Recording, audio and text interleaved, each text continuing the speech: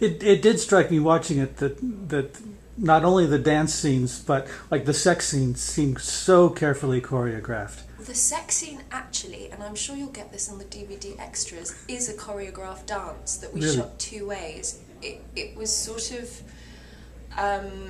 there is a wider shot where you can actually see that it's a dance, and it was actually originally a dance that was done between two men on stage.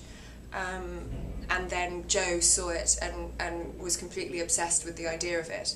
And what's ended up in the film is the close-up version that we shot, so that you get the idea of these bodies that are entwined and you can't quite figure out whose is whose.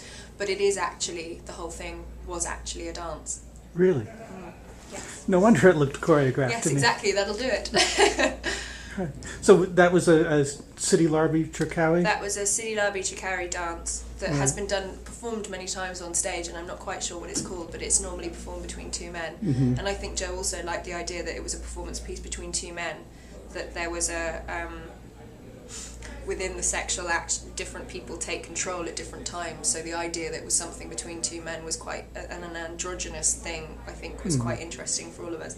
Again, you only see it in the close-up, so you don't actually see all of the movement, which was always, I think in doing something as stylized like this, you are always walking a tightrope, and I think we were very aware of that in the choices that we were making and the discussions that were a constant throughout making this. And I think, in that tightrope, they clearly went that the wider shot of this actual dance is too much for this sex scene, but it will make a very nice DVD extra, I should imagine.